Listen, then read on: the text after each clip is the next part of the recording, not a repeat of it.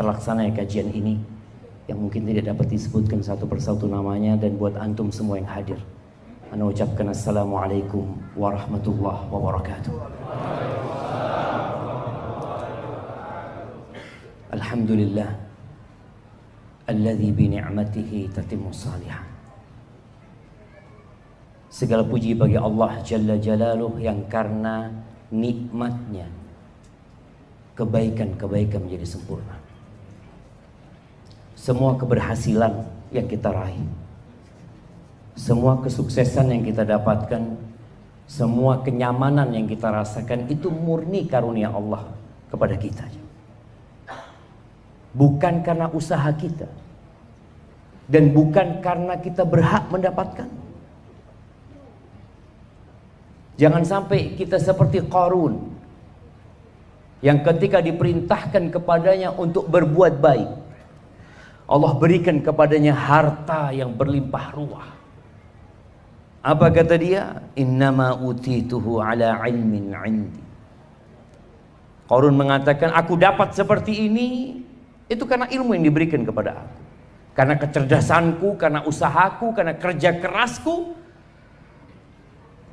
Akhirnya cerita Qarun habis. Allah mengatakan fakhasafna bihi wa bidarihil ardh. Kami tenggelamkan dia bersama hartanya, bersama rumahnya di dalam bumi. Maka hendaklah kita senantiasa mengingat Allah bahwa semua yang kita rasakan itu karunia Allah, dan hanya Allah yang pantas untuk dipuja dan dipuji. Allahumma salli wa sallim ala abdika wa rasulika sayyidina wa maulana Muhammadin wa ala alihi wa ashabihi ajma'in. Ya Allah, semoga salawat dan salam, berkah dan nikmat senantiasa Engkau curahkan untuk hamba kekasih-Mu, untuk baginda Nabi kita Muhammad alaihi salatu wassalam, untuk keluarga beliau, untuk istri-istri beliau, untuk putra-putri beliau, dan untuk seluruh sahabat Nabi. Semoga Allah meridhai kita bersama mereka. Amma ba'd, jamaah, negeri kita yang kita cintai ini tidak lain hanyalah kumpulan rumah tangga. Tatkala rumah tangganya tidak ada luka, tatkala ada kedamaian di setiap rumah tangga, insya Allah negeri kita pun akan merasakan kedamaian tersebut. Semuanya dilahirkan dari rumah tangga, dididik di rumah tangga. Berapa banyak anak-anak yang tumbuh jadi penjahat gara-gara rumah tangga yang penuh dengan luka. Tidak sedikit anak-anak yang kemudian tumbuh besar menjadi perampok, jemaah. Kenapa kita lihat ada darurat sabu-sabu umpamanya dimulai dari rumah tangga sama jemaah. Maka ini pembahasan yang sangat penting buat kita semua. Ya, sebagian kita mungkin alhamdulillah rumah tangganya tidak ada luka, Ustaz. Tapi udah babak belur semuanya, Ustaz. Jadi udah berantakan semua. Kadangkala lampunya sudah ada yang mati, ya. Kipasnya kadangkala mulai bergerak tapi apa jemaah? Itunya nggak ada jemaah. Baling-balingnya itu nggak ada. Jadi muter terus. Ada kipas di rumah tapi tidak mendinginkan. Ada apa sebenarnya? Ada kulkas dalam rumah yang seharusnya membuat keluarga itu bisa menikmatin. Tapi ternyata tatkala dibuka kulkas itu panas. Buah yang di dalam yang seharusnya jadi segar itu jadi layu. Ada apa dengan rumah tangga? Kalau antum berangkat ke pengadilan agama, antum akan dapati antrian panjang. Laki-laki atau wanita yang sedang menggugat cerai pasangan hidup.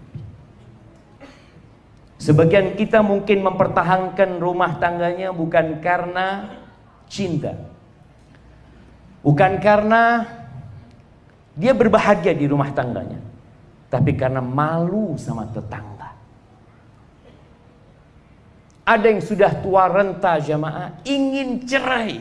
Anda bertemu dengan mereka, sudah umur 70 tahun, yang istrinya sudah umur 62 tahun. Mereka mau gugat cerai. Ahibati fillah, berapa banyak rumah tangga yang sebenarnya diawali dengan cinta, penuh dengan kasih sayang. Mereka sama-sama merajut mimpi, bahkan selalu berpikir bersama keluarga untuk masuk surga. Sang istri cerita sama suaminya tentang cita-cita dia, apa yang dia inginkan. Sang suami juga menjelaskan kepada istrinya apa angan-angan dia ke depan. Ada masa depan yang dia inginkan menjadi masa depan yang cerah. Namun setelah berlangsung beberapa hari, jangan bicara beberapa tahun jemaah, kadangkala beberapa hari. Ini kejadian di Purworejo ya. Ana masih ingat, entah berapa tahun yang lalu Ana datang ke rumah salah satu pengurus masjid. Dia mengatakan, Ustaz, Ana punya keponakan, Ustaz. 4 tahun apa 6 tahun pacaran. Setelah lulus kuliah mereka menikah. Umur pernikahannya hanya 6 hari. Ahibatillah,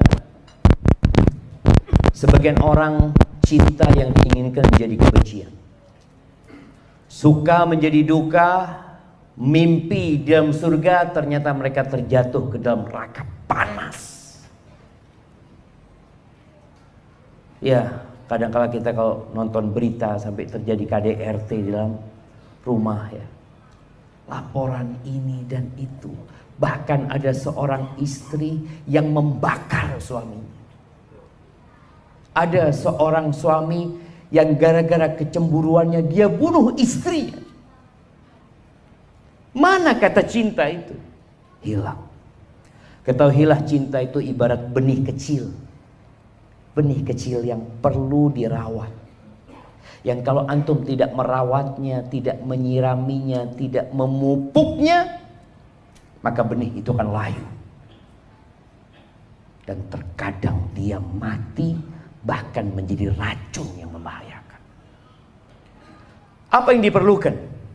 Kalau bicara rumah tangga tanpa duka, kok kayaknya sulit. Di rumah Nabi alaihi salatu wassalam, piringnya juga pecah. Pernah ada piring pecah di rumah Nabi alaihi salatu wassalam. Pernah ada suara yang diangkat tinggi sehingga terdengar oleh orang yang di luar rumah. Pernah kejadian itu. Pernah ada tangisan air mata. Nah, tapi ternyata semua yang terjadi di rumah tangga Nabi itu ibaratkan garam yang membuat masakan itu menjadi lebih enak. Sekarang bagaimana tatkala ada luka, antum semakin kuat. Bagaimana tatkala ada masalah membuat antum semakin matang menjadi seorang suami, menjadi seorang ayah. Bagaimana kesulitan-kesulitan, masalah-masalah di dalam rumah tangga itu menjadikan antum sosok hamba yang lebih bertakwa kepada Allah Azza wa Jalla. Yang biasanya sujudnya sebentar, gara-gara ada masalah, alhamdulillah sujudnya lebih panjang. Nikmat apa enggak jemaah? Yang biasanya kalau sholat selalu telat, gara-gara ada luka dalam rumah tangga, sholat shaf pertama. Masya Allah. Apakah harus ada luka baru di shaf pertama? Apakah nunggu masalah baru bisa sholat malam? Apakah nunggu ada problematika yang berat yang membuat kita harus berangkat umroh? Antum lihat tuh. Ternyata masalah-masalah membuat sebagian orang semakin dekat sama Allah Azza wa Jalla.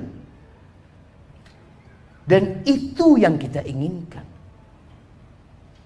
Bagaimana menyikapi masalah itu? Dua insan berkumpul dalam satu rumah yang punya pemikiran masing-masing. Dan antum harus bisa menyelesaikan hal ini.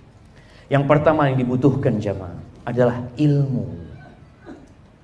Ilmu.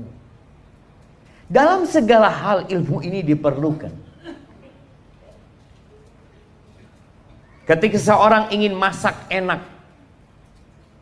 padahal dia nggak pernah belajar bagaimana masak soto yang enak, mungkinkah dia masak tanpa ilmu? Nggak bisa. Dia akan cari tahu. Apa bumbunya? Apa bahan-bahannya? Bagaimana memasaknya? Berapa lama waktu agar jadi enak? Itu perlu ilmu. Orang yang kepingin rumah bagus dan kokoh, mungkinkah dia membangun rumah itu hanya sekedar katanya? Oh, katanya seperti ini, katanya enggak. Kadangkala orang itu panggil arsitek. Anda mau bangun rumah yang bagus, Anda punya fulus, alhamdulillah. Tapi untuk bangun rumah Anda nggak bisa. Kita panggilkan tuh orang pintar. Dia gambar, mulai dia bangun. Jadi benar tuh rumah. Terus bagaimana dengan rumah tangga? Kebanyakan kita itu membangun rumah tangga tanpa pernah sekolah fakultas rumah tangga. Ada jamaah? Nggak ada. Orang kuliah IT, Masya Allah. Komunikasi iya. Tapi ternyata sebagian orang itu bisa berkomunikasi dengan orang lain, sama istri sendiri nggak bisa komunikasi. Menjadi dokter ada ilmunya, belajar, bertahun-tahun dia belajar, praktek lagi. Ada cerita seorang perempuan jamaah. Dia ada di Indonesia, dia dari Indonesia tapi suaminya orang Australia. Dia sempat curhat dulu, dia katakan sama Ustaz, semua pasien suami ana kalau ketemu ana selalu memuji suami ana, Ustaz. Masya Allah, engkau beruntung punya suami seperti itu, baik, santun. Ini kata dia, kepingin ana jadi pasien dia. Dia nggak tahu kalau jadi istrinya dia kayak apa. Dia kepingin jadi pasien jemaah, bayangin jemaah. Karena untuk jadi dokter itu dia belajar ilmunya. Bagaimana berhadapan dengan pasien? Oh, ada kode etik dokter. Belajar dia. Tapi bagaimana menghadapi istri? Nggak pernah sekolah. Nggak pernah dapat ilmunya itu jemaah. Ini yang kadang-kala kita remehkan. Padahal rumah tangga ini pondasi negeri ini. Maka kita perlu berbicara tentang rumah tangga lebih dalam. Antum jangan melangkah untuk menikah kecuali punya ilmu. Kalau nggak punya ilmu, belajar. Dari mana kita belajar berumah tangga? Dari orang tua kita. Kalau orang tua kita, bapak kita suka marah sama ibu, oh nanti aku kalau jadi suami kayak gini, kayaknya ini model yang bagus nih. Istri jadi tunduk sama kita nih. Jadi dia lihat role model itu bapaknya sendiri. Maka muncullah trauma dari anak perempuan kadang-kadang nggak mau nikah. Kenapa dia trauma? Karena dia pikir semua laki-laki kayak bapaknya. Dia merasakan bagaimana luka ibunya. Dicaci, dimaki, dihinakan. Padahal laki-laki nggak semua kayak gitu. Banyak laki-laki yang baik gitu. Maka di sini belajar. Maka malam ini kita akan belajar. Yang kedua, niat. Antum selama ini menikah niatnya buat apa sih? Sebagian laki-laki menikah karena nggak enak dikatakan jomblo terus. Kapan kau menikah? Akhirnya terpaksa dia menikah. Niatnya hanya nggak ingin dikatakan jomblo. Sebagian laki-laki dan wanita menikah karena sudah melakukan yang haram. Dia berzina. Istrinya hamil. Sehingga ini ada masalah panjang jemaah. Bagaimana anak itu nanti dinasabkan kepada siapa? Engkau sebelum menikah sudah bikin luka dalam kehidupan ini. Engkau sudah membuat Allah murka. Membuat keluarga malu. Membawa aib yang dibawa seumur hidup. Anakmu anak zina. Gimana kemudian engkau menginginkan rumah tangga tanpa luka kalau sudah dimulai dengan luka? Maka solusinya engkau niat beribadah. Kalaupun sebagian terjebak dalam dosa, niatkan bertobat kepada Allah. bertobat, menyelesaikan perbuatan dosa itu. Karena ada sebagian orang berpikir, kalau saya menikahi orang yang saya zinai, dosa saya selesai. Dari mana kau belajar itu? Ketika mendapatkan buku hijau, dosa zinanya selesai. Dari mana engkau belajar itu? Az-zaniyatu waz-zani fajlidu kulla wahidin minhuma mi'ata jaldah. Kata Allah tuh pezina, wanita pezina lagi, dihukum jilid dia itu. Bukan dikawinkan. Dia dihukum, disuruh taubat dia. Setelah itu mau nikah, silakan. Nikahnya sudah dalam rangka beribadah, bukan menutupi aib. Bukan. Tapi dalam rangka kembali kepada Allah Azza wa Jalla. Kita lihat ketika dua orang yang berzina dinikahkan, kalau salah satu belum tobat, gak lama cerai itu biasanya. Karena dia nikah terpaksa, bukan karena untuk mengabdi kepada Allah Azza wa Jalla.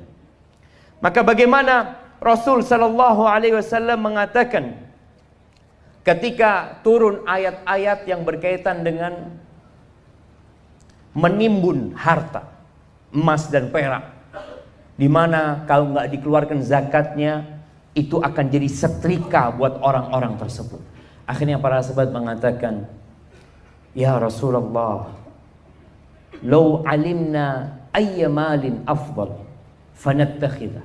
Kalau kita tahu ya Rasulullah, harta apa yang paling baik, kita akan cari itu harta. Maka beliau menyebutkan 3. Siapa yang ingat jemaah?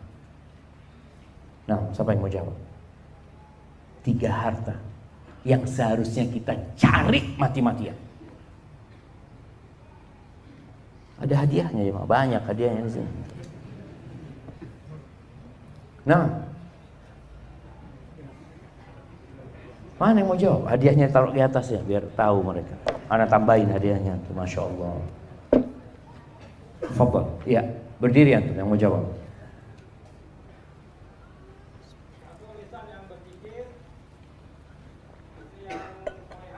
Alhamdulillah. 1, lisan yang pandai berzikir. Yang kedua, hati yang bersyukur. Istri yang soleha, yang membantu suaminya dalam urusan akhirat. Masya Allah. Fadl, kirimkan ke sana ke belakang. Tuh jamaah, bukan mobil yang bagus, rumah yang mewah. Apa gunanya antum punya rumah yang mewah kalau isinya berantakan?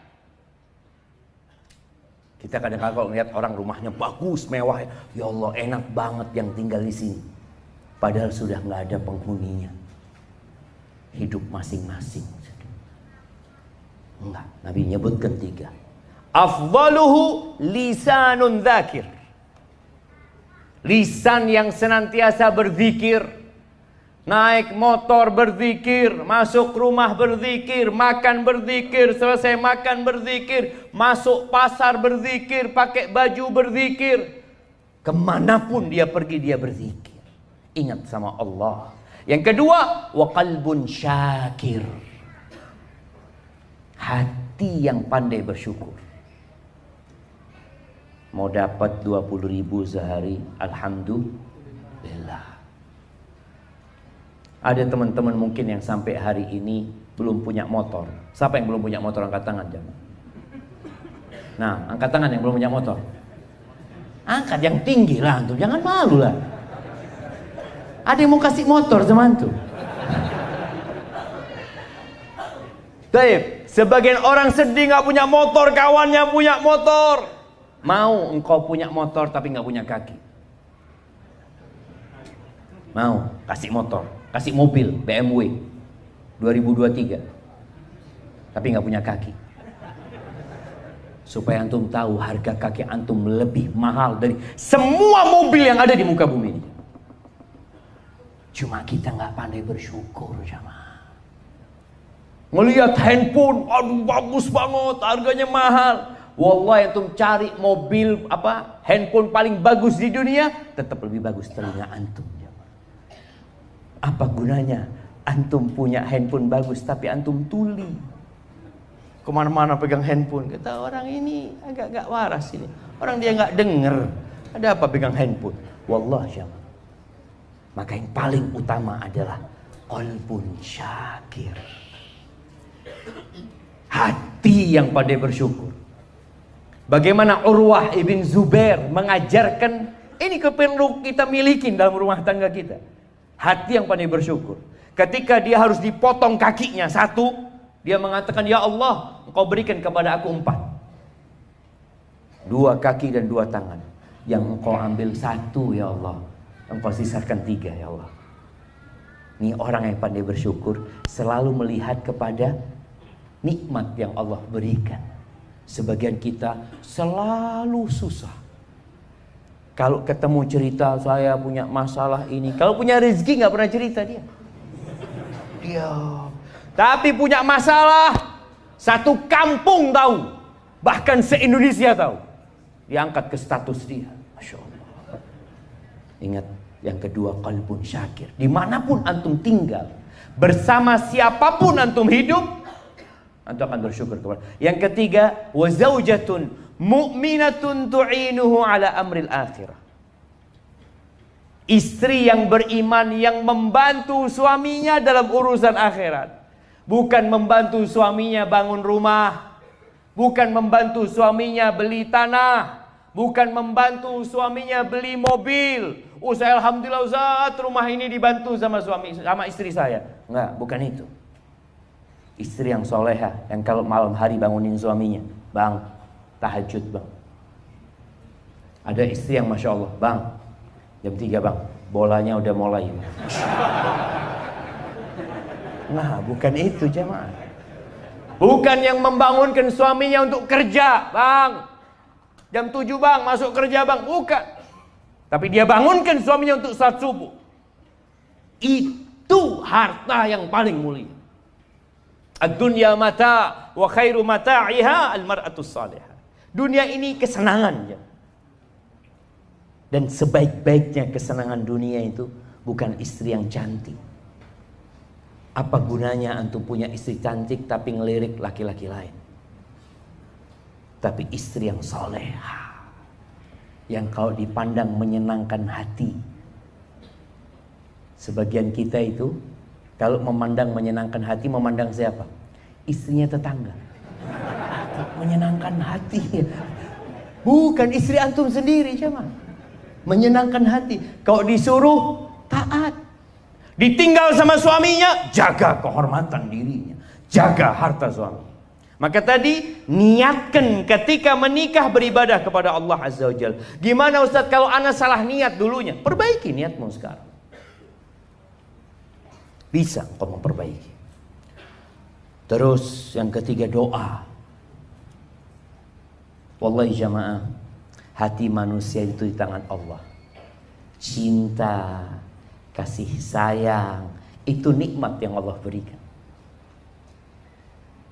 Allah Azza wa Jalla berfirman di surat Al-Anfal ayat 63. Ini berkaitan dengan bagaimana orang-orang Ansor bisa bersatu, bisa damai.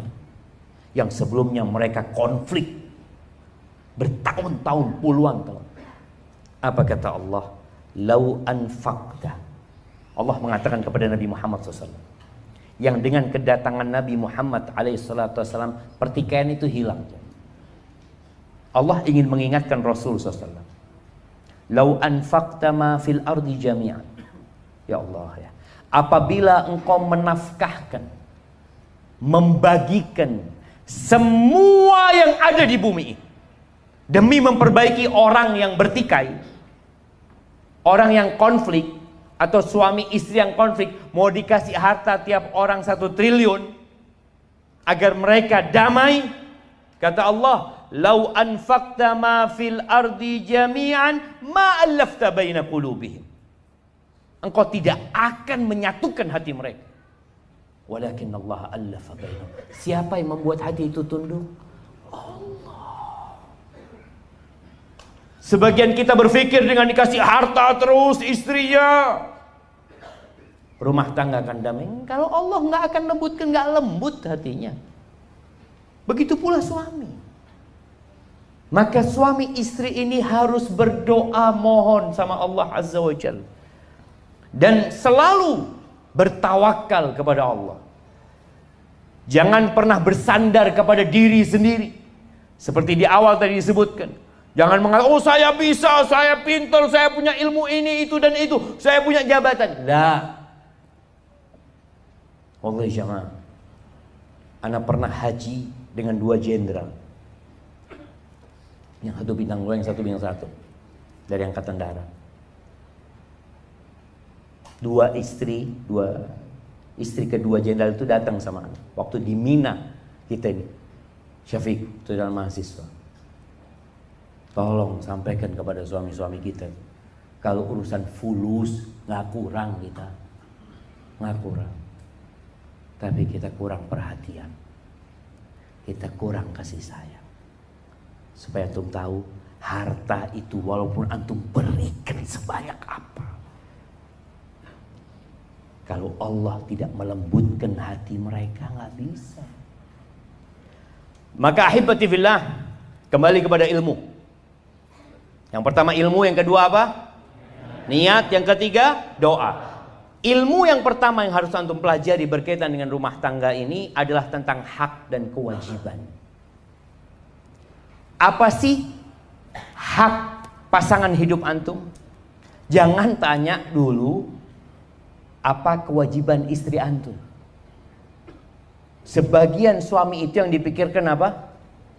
Haknya dia, kewajiban istrinya. Enggak, yang antum perlu pelajari, apa kewajiban ana sebagai seorang suami.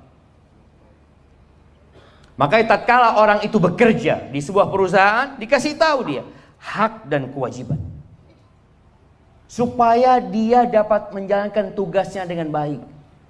Kewajibanmu masuk kantor sebelum jam 7, pulang jam 4. Kewajibanmu harus pakai seragam berwarna ini. Kewajibanmu kau harus duduk menyelesaikan tugasmu dari pagi sampai sore, baru boleh pulang. Hakmu baru disebutkan. Engkau akan dapat gaji sekian, dapat tunjangan sekian, dapat bonus sekian. Nah, sebagian orang itu yang ditanyakan apa? Bonusnya apa? Gajinya berapa? Dan itu terjadi dalam rumah tangga.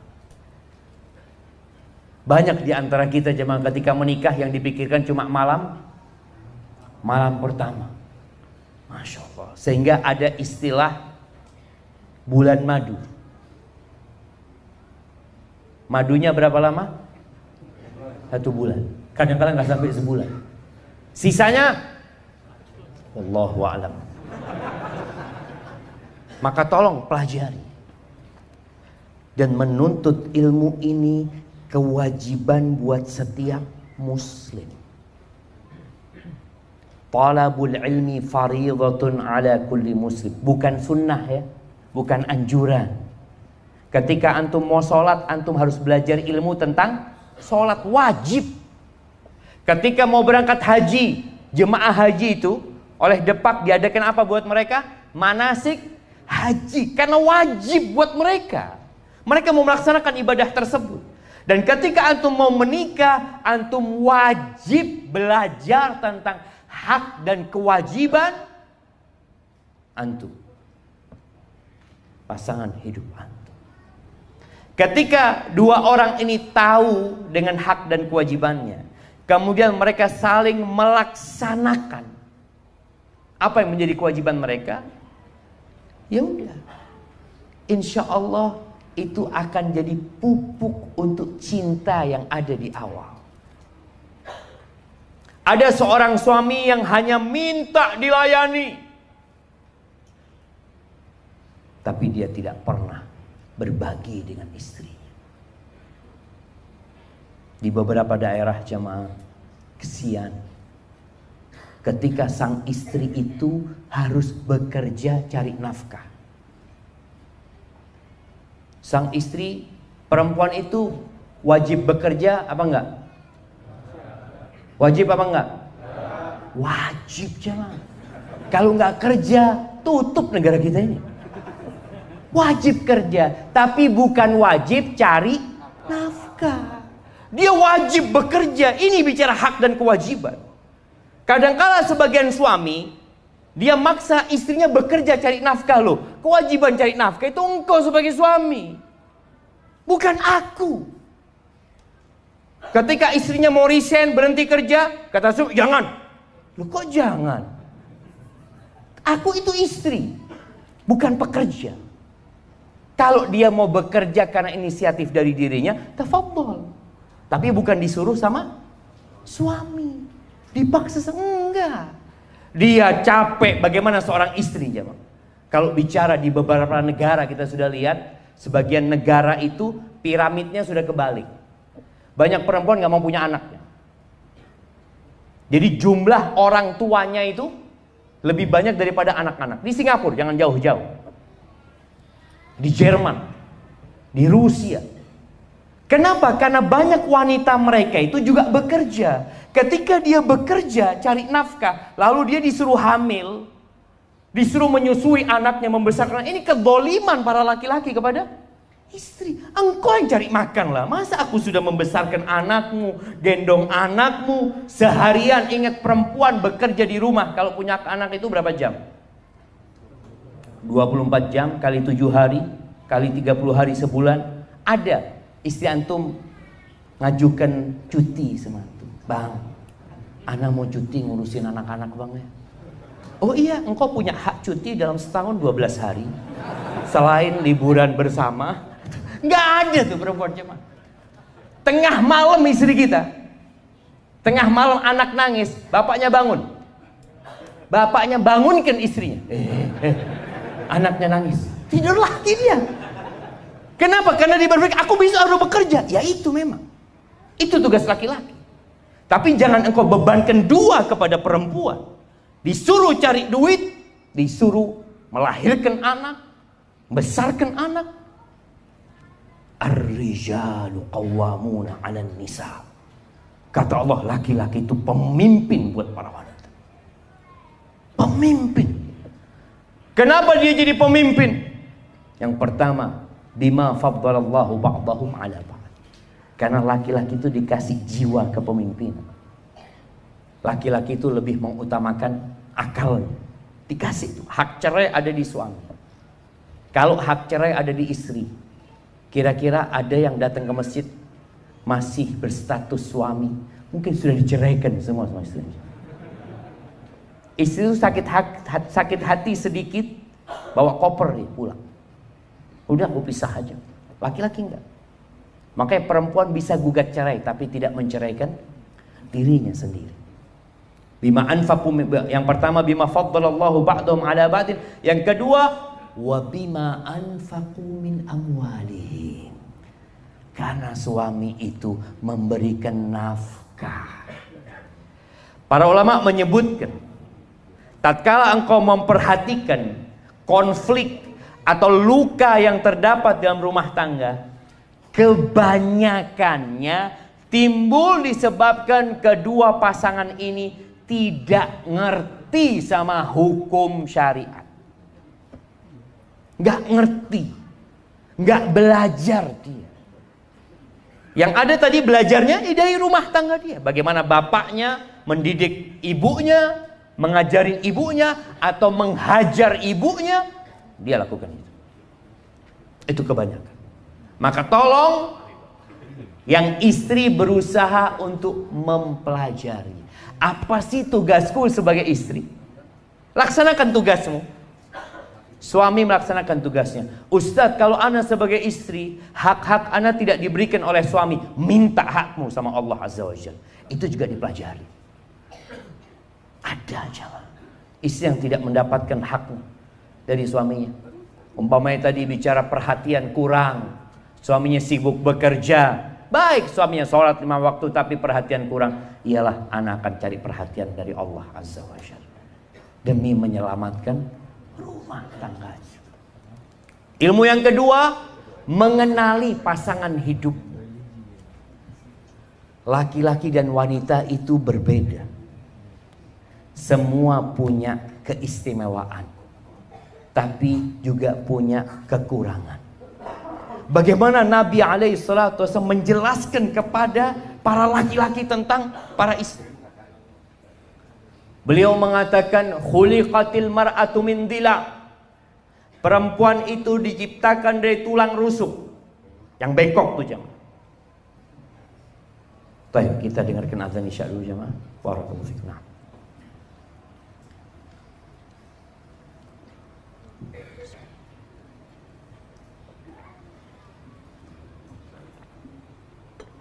Tafadhal, barakallahu fikum.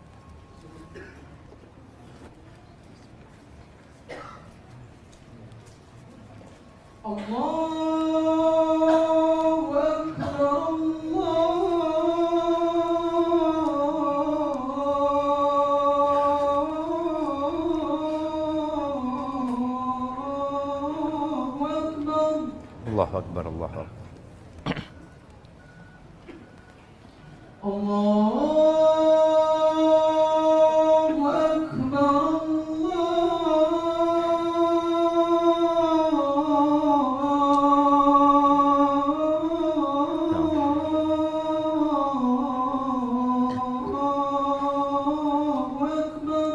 Allahu Akbar, Allahu Akbar.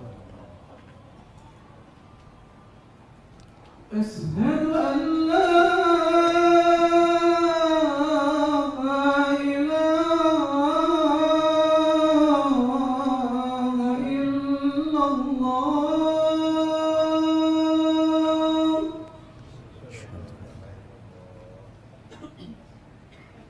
أشهد أن لا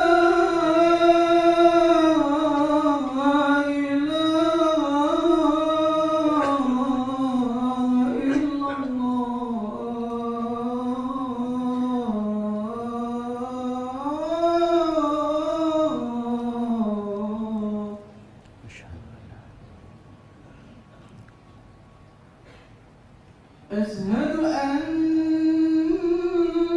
محمدا رسول الله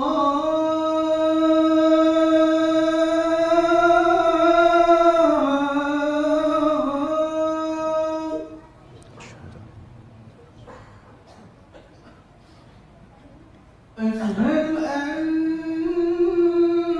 محمدا رسول الله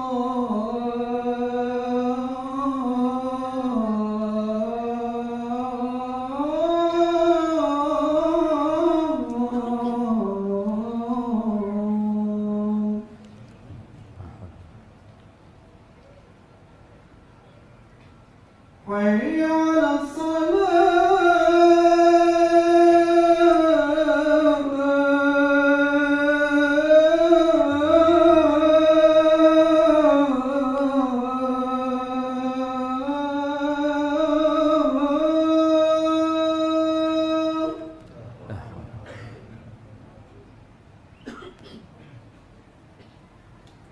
حي على الصلاة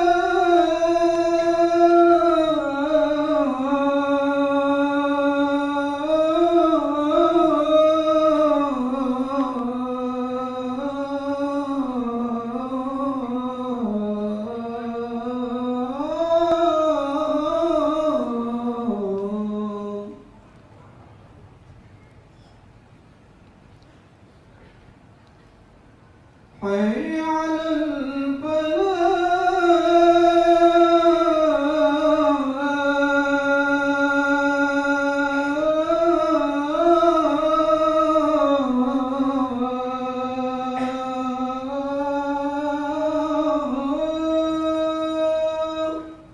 لا حول. حي على الفلاح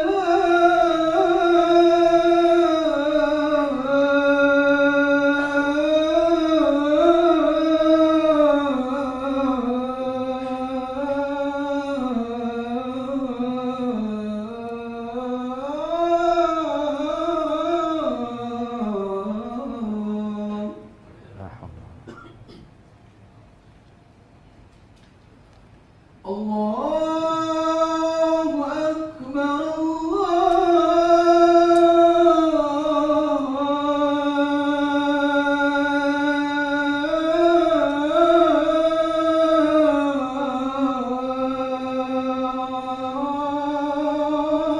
أكبر الله أكبر. لا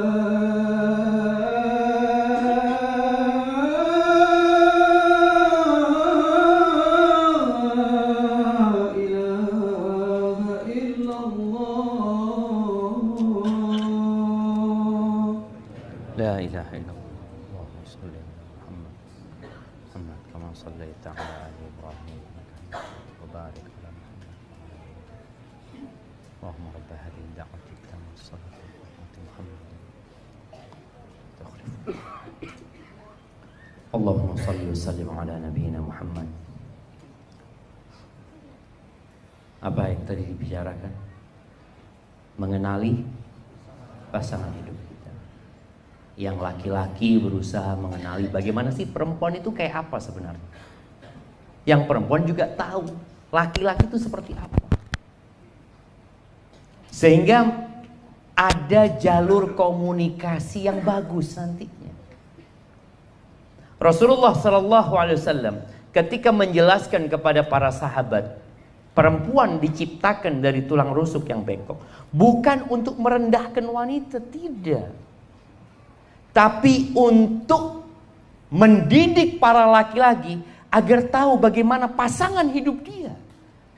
Karena ada sebagian wanita yang mengatakan ini termasuk melecehkan wanita. Lah, ini dalam rangka kau dihormati dan dihargai oleh laki-laki, agar para laki-laki tahu bagaimana bermuamalah dengan perempuan. Kata Nabi SAW, idza dhahabta tuqimuhu kasarta.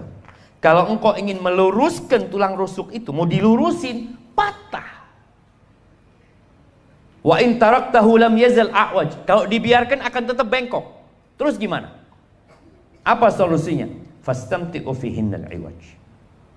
Nabi memberikan sebuah arahan alaihi salatu wassalam. Engkau bersenang-senanglah dengan wanita, tapi engkau harus selalu tahu dia itu bengkok. Perempuan itu ingin dimaklumi kekurangannya. Jangan engkau menuntut lebih dari dia. Bayangin ya, Rasul sallallahu alaihi wasallam pernah di rumah Nabi SAW, Aisyah itu angkat suara sampai terdengar dari luar rumah. Abu Bakar dengar tuh. Dia minta izin untuk masuk ke rumah Nabi SAW. Masuk, ngelihat Aisyah di situ yang habis ngangkat suaranya atas Nabi SAW. Abu Bakar datang jamaah mendekati Aisyah, mengatakan, "Atarfa'ina sautaki ala Rasulillah sallallahu alaihi wasallam." Berani-beraninya engkau ngangkat suara di atas suara Nabi SAW. Itu mau digampar Aisyah sama bapaknya sendiri jemaah. Kira-kira kalau mertua antum mau gampar istri antum, sikap antum apa? Ah, betul, ini harus dididik nih. Dididik. Mungkin kita akan seperti kesempatan ini. Ini bapaknya ada nih, bukti kalau anaknya nggak bener nih bapaknya.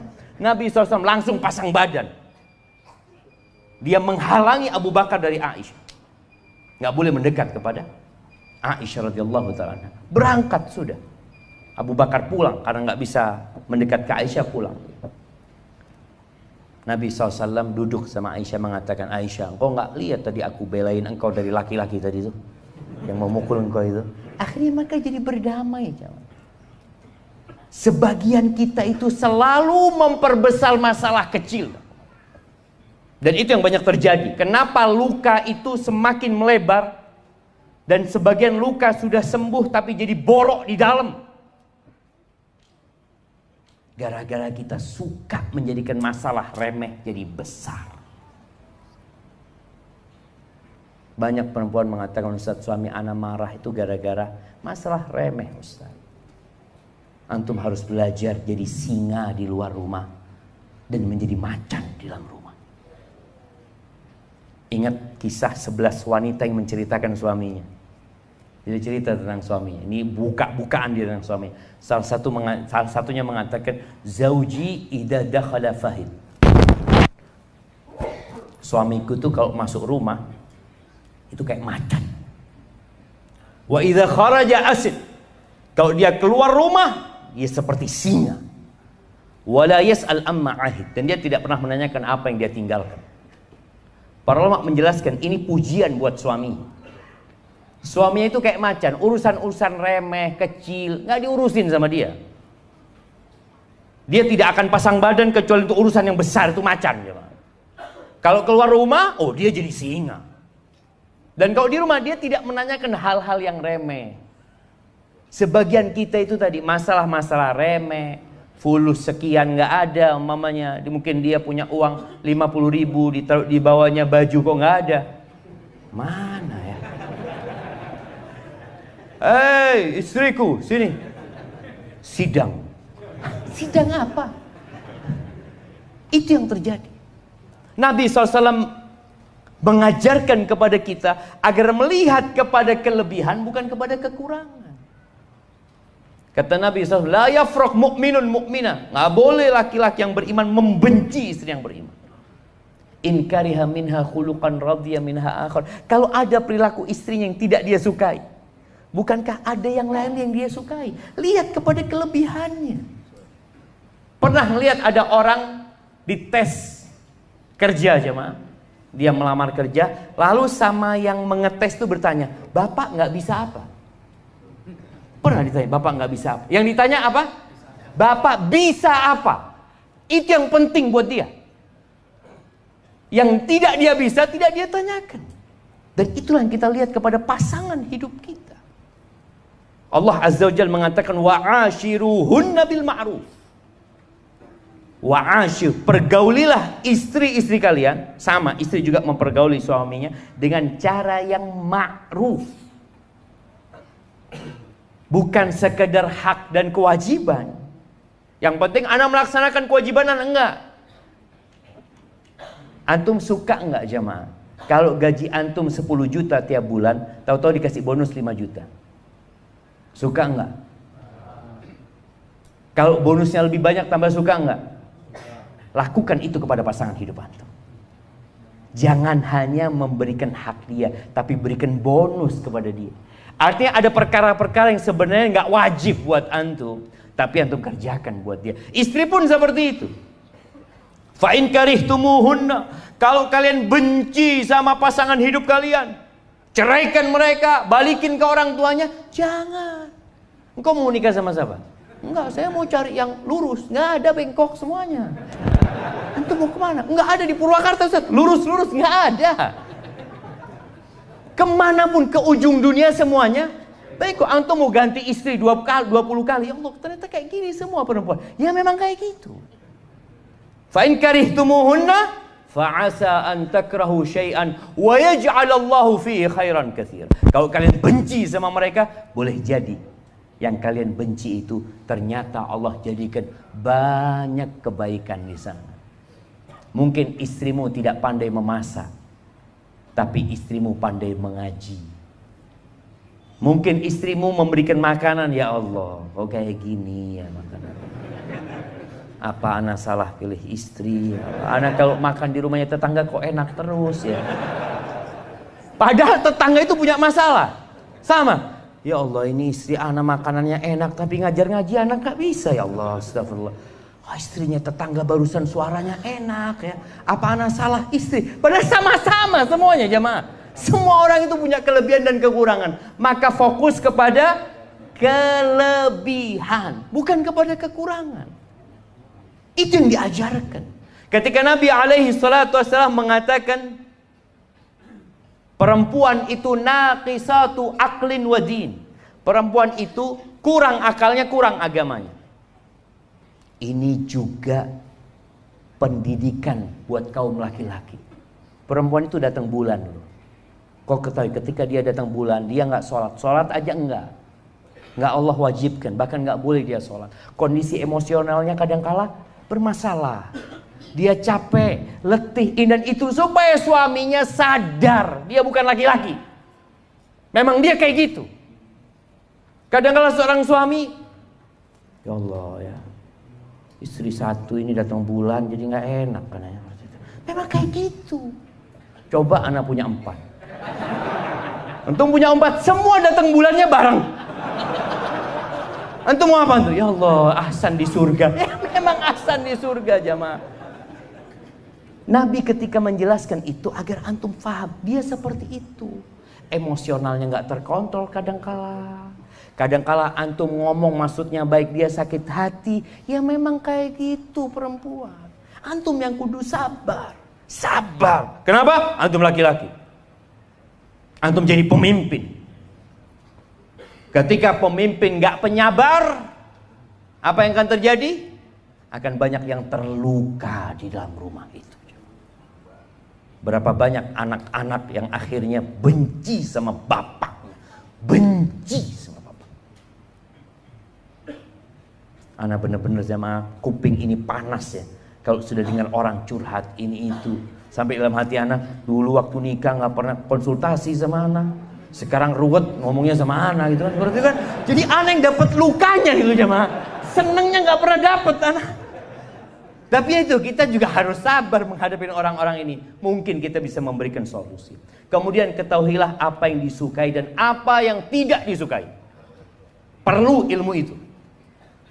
Karena anak kepingin para wanita tidak lagi mengatakan, Ustaz suami anak ini temperamental Ustaz. Suka emosi marah padahal masalah remeh. Oke, engkau tahu masalahnya apa?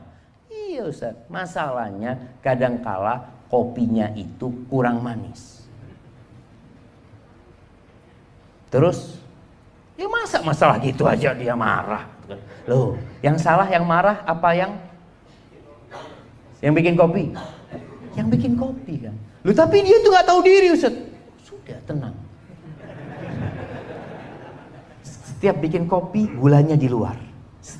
Bang kalau kurang manis tambahin bang. Dia ketika kurang manis dia lihat istrinya. Loh nambah. Tapi dia gak jadi marah kan? Udah harus nambahin sendiri. Jadi istri ini ketika tahu apa yang tidak disukai suami. Suami tidak suka istri pakai daster. Apa yang harus dilakukan? Bagikan ke tetangga dasternya. Iya, artinya dia sudah tahu. Suami ini gak suka Ustaz dengan ya rumah berantakan. Berarti jangan pernah melihat rumah berantakan. Suami ini gak suka Ustaz kalau manggil kemudian anak gak datang. Tapi juga para suami harus tahu, karena kita ada di markasnya tentara ini, kadangkala ada suami yang bintangnya dia bawa ke rumah. Istrinya namanya anggap Sumaya. Sumaya datang, siap dan jadi gimana ceritanya? Rasul SAW kalau masuk rumah itu beliau panglima perang. Ketika masuk rumah beliau jadi suami. Jadi bapak buat anaknya. Nggak ada bintang-bintang itu. Makanya bagaimana istri Nabi SAW itu kadang-kadang bantah sama Nabi SAW. Sampai Umar itu pernah suatu hari ngomong nyuruh sama istrinya bantah. Kata Umar jagoan cuman. Ngomong sama istri, kok beraninya bantah anak tadi? Kata istrinya, istri Nabi aja bantah sama Nabi SAW. Umar itu nggak tahan, langsung keluar rumah. Dia langsung datang ke rumah salah satu istri Nabi, putrinya. Siapa namanya putrinya Umar? Kasih hadiah. Nah, kirim hadiahnya ke belakang. Hafsah. Nah, kayaknya nggak cukup dia kasih baju itu, kasih buku aja dia. Nah, Hafsah, dia tanya, Hafsah, apa benar istri Nabi itu ada yang bantah Nabi SAW? Apa benar ada istri Nabi itu yang nggak ngajak ngomong Nabi dari pagi sampai malam? Kata Hafsah, iya benar. Hafsah, jangan kau lakukan itu Hafsah. Jangan, kau nanti diazab sama Allah SWT. Itu nggak boleh jamaah. Itu nggak boleh. Jadi para istri jangan kemudian melihat ini, oh berarti anak boleh bantah ya. Nggak boleh bantah itu. Tapi suami kudu sabar ketika istrinya melakukan itu. Karena ada sebagian suami udah pulang sana ke rumah orang tua. Aku ini di kantor dihormati. Nggak ada yang mengatakan tidak. Selalu siap dan ada cerita jamaah, ini bagaimana ya? Bagaimana kalau bisa istri itu kayak gitu juga. Siap dan sama suami. Ini ada waktu ana khutbah nikah di Masjid At-Tin. Itu pernikahan salah satu anak jenderal. Waktu itu atasannya ngomong, ini ustadz ini lewat sana, lewat sini ya ngomong. Anak buahnya ngatakan, siap dan. Akhirnya anak naik mobil sama dia. Dua orang tanya, tadi ngomong apa komandan? Nggak tahu lah, bismillah kita jalan aja ke sana tadi. Yang penting siap dulu, antum gampang urusan ini, yang penting siap dulu. Perkara nggak paham nanti tanya gitu loh. Itu suami jadi seneng gitu loh. Kalau dapat istri yang selalu siap kayak gitu. Tapi tolong suami juga tahu diri, nggak kayak gitu. Engkau menjadi suami. Ketika engkau dah masuk rumah, Nabi SAW itu subhanallah jamaah, tahu dengan apa yang disukai istrinya. Bantuin istrinya urusan rumah. Jahit sandalnya sendiri. Nggak semuanya minta dilayani sama istri. Enggak. Beliau kadangkala subhanallah bajunya robek, beliau jahit sandalnya kurang bagus, timbanya rusak, beliau perbaiki. Sampai Aisyah radhiyallahu taala anha ditanya, Nabi alaihi salatu wasallam kalau di rumah itu ngapain sih? Karena sahabat ingin tahu, mereka tahu Nabi di luar. Kalau dalam rumah gimana? Kana fi mihnati ahli. Beliau bantuin urusan keluarganya. Jadi bapak-bapak kalau masuk rumah bantuin urusan istri, nyapu, mungkin masakin buat istrinya. Tapi bukan tiap hari antum masakin buat istrinya main handphone gitu ya, antum bermasalah gitu loh. Baik. Kemudian jamaah rahimakumullah, mengetahui apa yang disuka dengan apa yang tidak disuka itu penting untuk menjaga rumah tangga ini. Biasanya dengan berjalannya waktu antum sudah tahu. Tapi ada perempuan yang soleha, sebelum dia berjalan rumah tangganya, dia udah tanya sama suaminya. Ini kisah Syuraih ketika dia menikah dengan seorang wanita. Wanita ini ngomong, aku ini nggak kenal sama engkau. Aku nggak tahu sama engkau. Aku nggak tahu apa yang kau sukai dan apa yang kau tidak sukai. Tolong jelaskan kepada aku. Dijelaskan.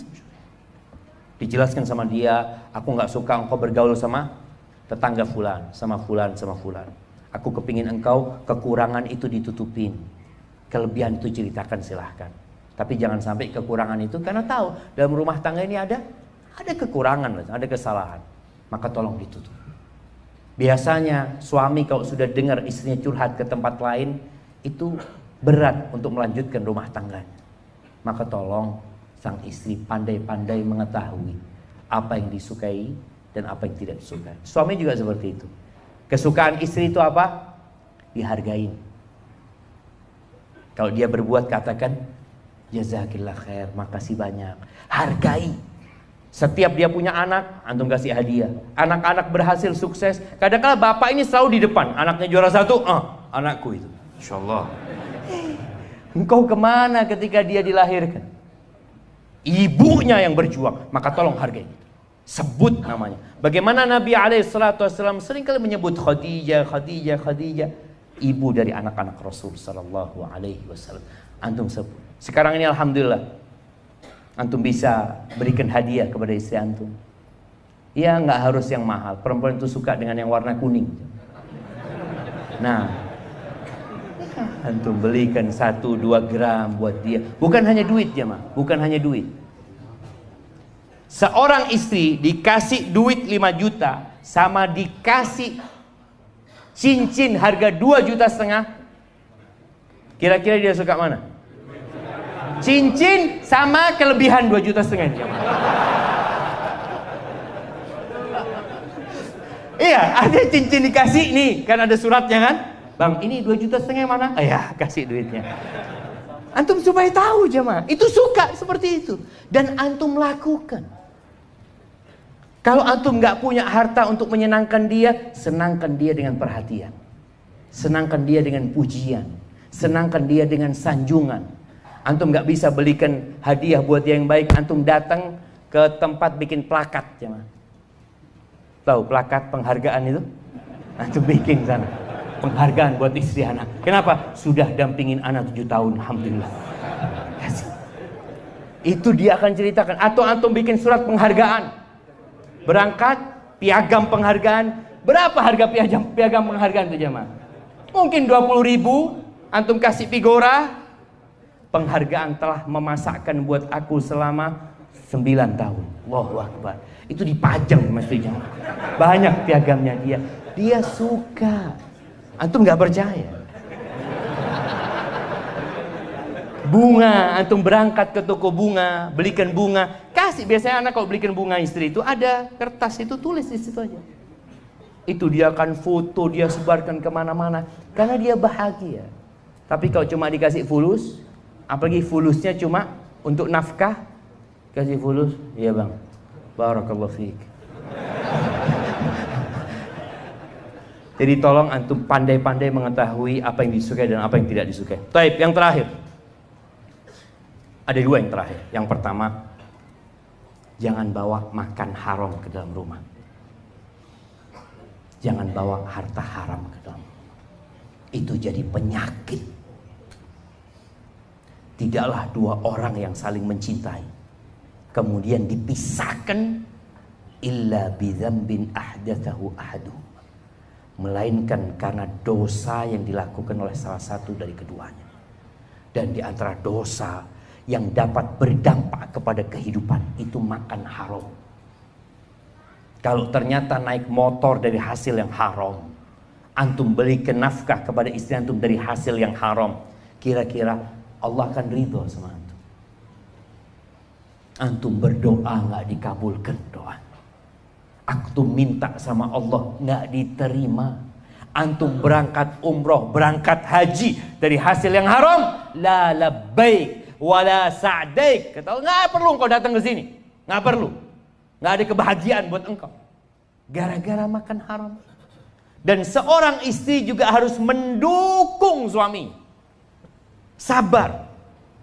Karena ada sebagian istri gara-gara banyak tuntutan suaminya akhirnya bekerjanya nggak benar. Nggak sabar kepingin cepat punya rumah, kadangkala rumahnya dengan cara riba. Nggak sabar ingin cepat punya motor, akhirnya motornya dengan sistem riba. Nggak sabar kepingin ini itu, akhirnya ada yang haram dalam rumah tangga. Jaga. Dan sebagai penutup, Nabi SAW itu pernah mendiamkan istrinya yang 9. Kira-kira tahun 9 Hijriah. 9 istri Nabi itu diboikot sama Nabi SAW. Nabi tinggal di sebuah kebun. Ada rumah kecil di kebun itu, tinggal sebulan. Beliau tidak datang. Kenapa beliau menghajar istri? Urusan dunia. Tuntutan yang berlebihan. Konflik yang terkadang yang seharusnya tidak dibuat konflik. Sampai turun firman Allah di surat Al-Ahzab ayat 28-29. Allah mengatakan, ya ayyuhan nabi. Setelah 1 bulan, Nabi mendudukkan istrinya satu persatu. Kenapa? Karena visi misi mereka berubah. Dan itu yang menyebabkan banyak luka dalam rumah ketika visi dan misi nggak sama. Allah mengatakan, ya ayyuhan nabi. Wahai Nabi, qul li azwajika. Katakan kepada istri-istrimu, in kuntunna turidnal hayatad dunya wa zinataha. Kalau ambisi kalian kehidupan dunia, perhiasan dunia, kemewahan dunia, fata'alaina umatti'kunna. Kalian kemari. Aku kasih mut'ah buat kalian. Aku kasih kesenangan buat kalian. Aku kasih harta buat kalian. Thumma usarrihkunna sarahan jamila. Dan aku akan ceraikan kalian dengan perceraian yang baik. Nggak bisa dilanjutkan rumah tangga ini ketika satu ingin ke timur, satu ingin ke barat. Nggak bisa. Maka Nabi memberikan keputusan. Allah yang menurunkan firman Allah. Wa in kuntunna turidnallaha wa rasulahu wad daral akhirah. Kalau ambisi kalian Allah, mencari keridhaan Allah, mencari keridhaan ketaatan kepada Rasul SAW, wad daral akhirah, dan kehidupan akhirat. Kalau ambisinya akhirat, wallahi jamaah, dunia dan isinya ini yang diperebutkan sekarang oleh 8 miliar manusia kira-kira, itu tidak lebih dari 1 sayap nyamuk. Antum ambil nyamuk itu, antum lihat dunia dan isinya ini, kira-kira kalau dikumpulkan bisa nggak bikin nyamuk? Nggak bisa. Allah tiap hari bikin nyamuk. Dunia dan isinya tidak lebih dari 1. Maka Nabi diperintahkan mengatakan kepada istri-istrinya, kalau ambisi kalian akhirat, fa innallaha adda lil muhsinati minkunna ajran 'azima. Sesungguhnya Allah menyediakan buat orang-orang baik di antara kalian pahala yang besar, jamaah. Pernah ngelihat di dunia ini perempuan pakai baju 10 jam? Pernah ngelihat? Istri antum kalau pakai baju mentok berapa? 2, 3. Wanita surga itu pakai baju 70 jam. Sekali pakai 70. Bayangin. Dan 70 pakaian itu bisa dinikmatin dari segala penjuru. Antum bisa ngeliat dia dari arah sini, ya Allah, indah sekali. Dan dari 70 lapis pakaian itu, sumsum kakinya kelihatan. Kerudungnya perempuan itu lebih baik dari dunia dan isi. Maka tolong, ambisi kita adalah kehidupan akhirat. Kita makmurkan dunia ini dengan ketaatan kepada Allah Azza wa Jalla. Kita jaga rumah tangga kita ini dengan menjalankan perintah Allah, perintah Rasulnya. Insya Allah luka itu akan hilang dari rumah tangga kita. Barakallahu fiik. Mungkin kita masuk ke sesi tanya jawab. Nah, Bismillah.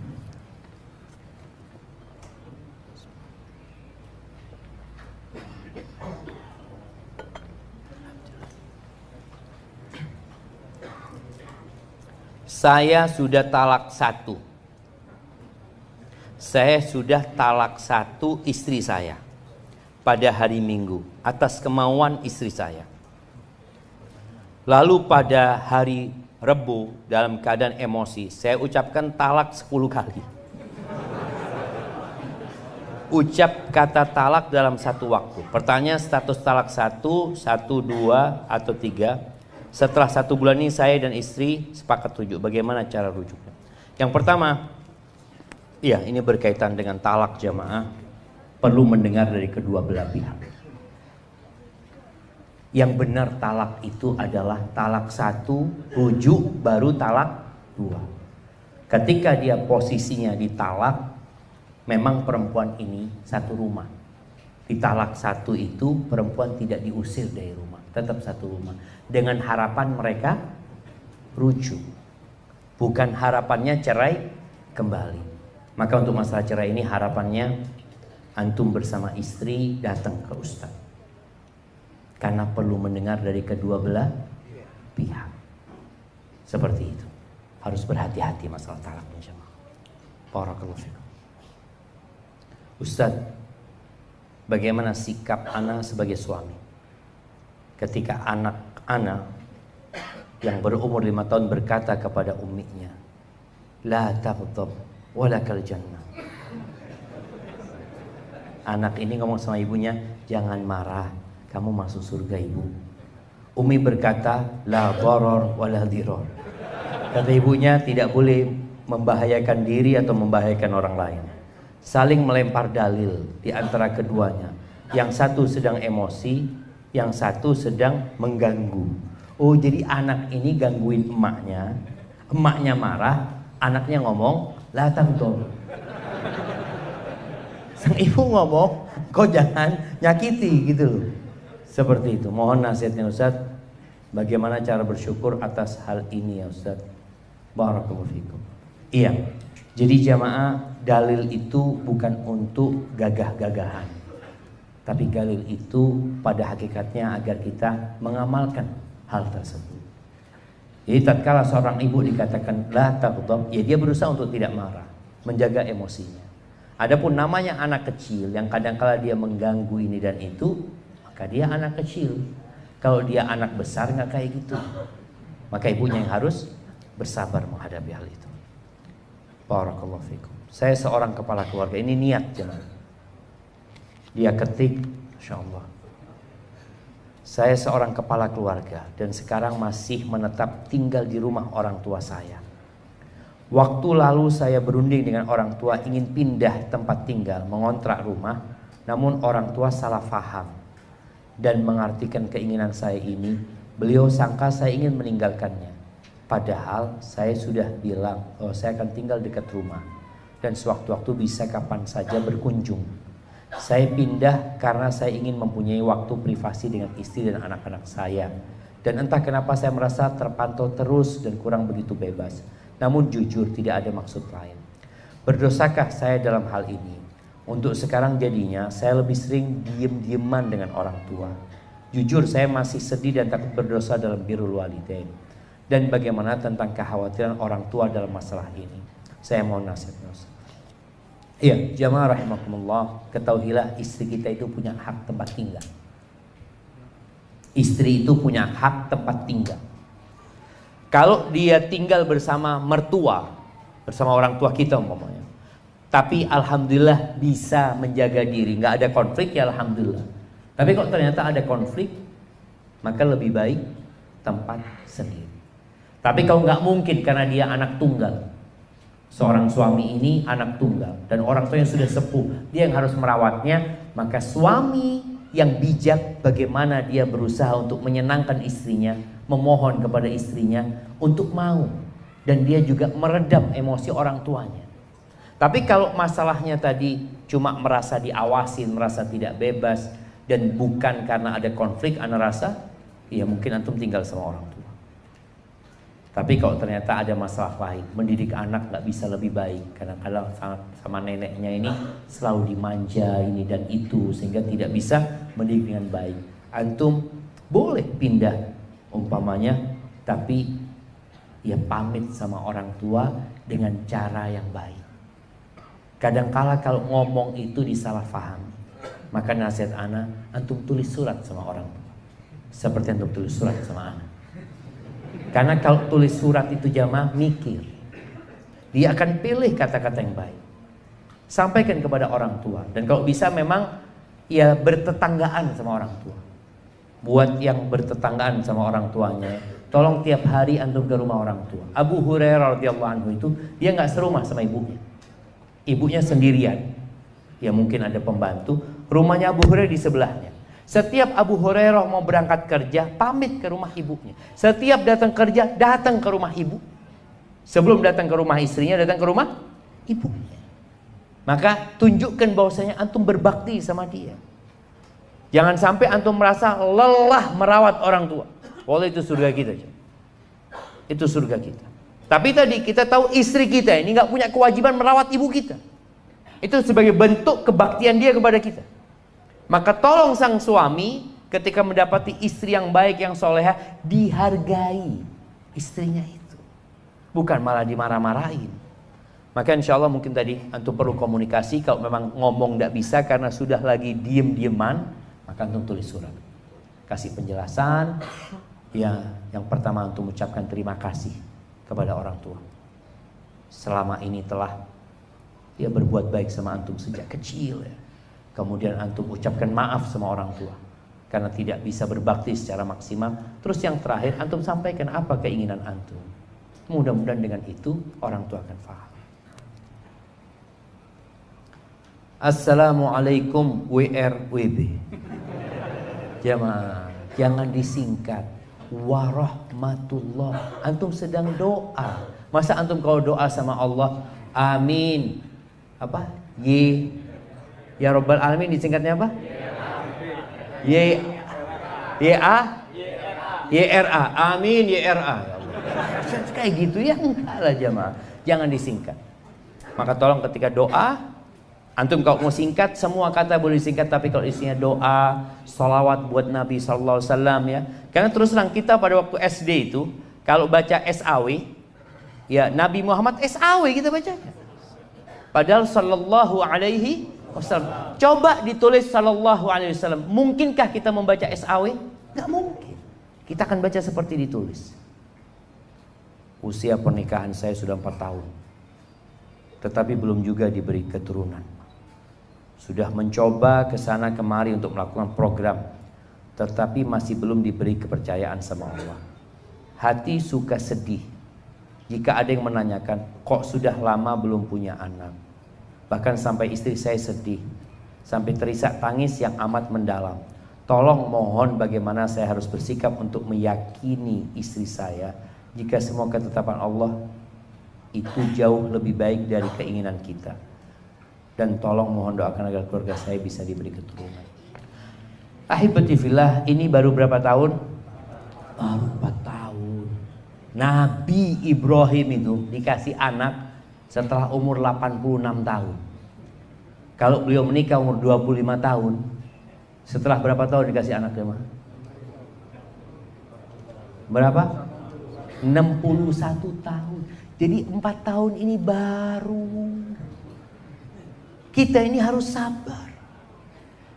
Istri Nabi yang bernama Aisyah radhiyallahu taala anha sampai mati nggak punya anak. Supaya antum sadar, itu istri Nabi. Anak ini bukan berarti antum dicintai Allah ketika dikasih anak, bukan. Maka nasihat anak, kita juga jamaah. Kalau dapat teman yang lama gak punya anak, tolong jangan membuat dia lebih sedih. Yang termasuk amal soleh itu adalah sururun tudkhiluhu ila muslim, berbagi kegembiraan. Jadi kalau tanya, antum belum punya anak, berapa tahun? 4 tahun. Oh, baru 4 tahun. Anak punya teman 18 tahun baru dikasih anak. Tenang, dia digembira. Tapi ketika antum katakan, ya apa antum ini sudah lama gitu loh, gak punya anak. Emangnya anak bisa bikin anak? Gak bisa. Allah yang menciptakan anak itu. Maka ketahuilah bahwasanya banyak para nabi yang gak punya anak, kecuali ketika umurnya tua. Nabi Zakaria itu punya anak ketika umurnya 100 tahun kira-kira. Dan sekali lagi, ada anak yang jadi bencana buat orang tua. Ada anak yang membuat orang tuanya masuk neraka. Maka antum berbaik sangka sama Allah.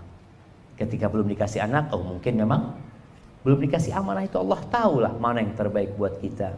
Dan ceritakan kisah orang-orang yang gak punya anak, khususnya para nabi, padahal mereka orang soleh. Nabi Ibrahim itu doa, Rabbi habli minas salihin, Rabbi habli minas salihin. Bayangkan ya, kalau beliau dari umur 25 tahun kira-kira menikah, berarti berapa tahun berdoa? 61 tahun. Anti baru 4 tahun berdoa. Allah mungkin suka mendengar doa-doa anti. Karena biasanya orang kalau sudah dikasih jamaah, berhenti berdoa. Sudah selesai doanya. Maka mungkin Allah ingin antum terus berdoa. Ana seorang istri kedua. Akhir-akhir ini suami ana tidak membagi waktu sama rata antara ana dan istri pertama, dengan alasan banyak urusan di istri pertama. Apakah Islam membolehkan pembagian hari yang tidak sama rata, atau ana harus tetap ridho dan mengalah saja karena posisi sebagai istri kedua? Mohon arahannya Ustaz. Jazakallahu khairan.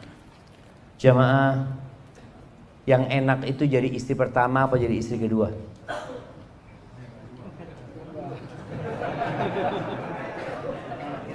Nah, jadi istri pertama berduka, istri kedua menderita.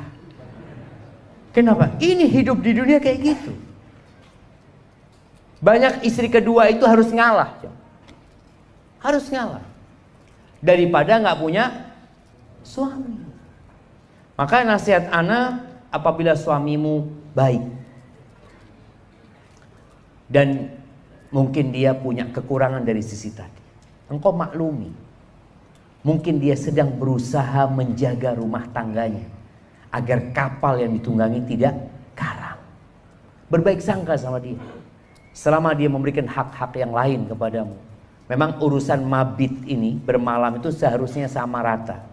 Kecuali sang suami sudah menyampaikan di awal, anak nggak bisa. Kenapa? Anak ini tinggalnya di Subang, sedangkan istri keduanya di Purwakarta. Anak baru ke Purwakarta ini hanya untuk urusan kerja, mungkin sebulan 2 kali. Engkau mau nggak? Kalau sang istri awalnya, oh nggak apa-apa, Bismillah, anak ridho, Masya Allah. Setelah nikah baru ngomong, bang harus adil.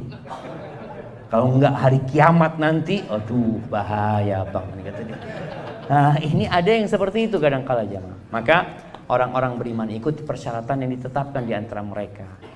Nasihat anak, antum anti sabar dan terus berdoa memohon kepada Allah. Tadi kita sampaikan, berdoa itu dapat meluluhkan hati orang yang keras. Hadza wallahu a'lam bissawab.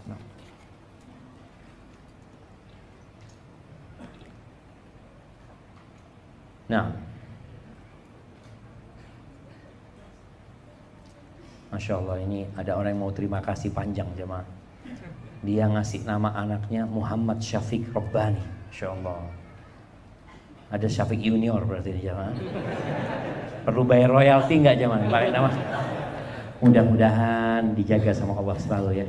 Anak-anak juga dijaga sama Allah SWT. Bismillah.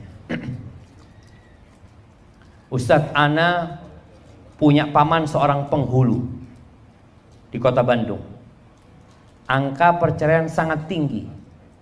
Di antara alasannya karena judi online. Nasihatnya Ustaz, sebenarnya bukan masalah judi online. Judi ini sudah ada sejak dahulu. Di masa Rasul SAW juga ada. Permasalahannya itu karena lemahnya iman. Itu yang jadi permasalahan. Terkadang masalahnya yang gak banyak dibicarakan itu gak sholat. Sebagian perempuan itu bersabar suaminya gak sholat. Bertahun-tahun dia sabar. Padahal suaminya melakukan dosa besar. Yang keislaman orang tidak sholat itu diragukan. Sebagian ulama dari mazhab Hambali berpendapat dia kalau mati orang itu nggak sholat, sudah dibikinkan jurang, nggak usah dikuburkan bersama orang-orang Islam. Ini orang nggak pernah sholat, mati minta dibawa ke masjid. Kira-kira kalau dia hidup mau ke masjidnya, kalau dia masih hidup mamanya, digotong sama antum ke masjid, mau? Mati antum gotong ke masjid.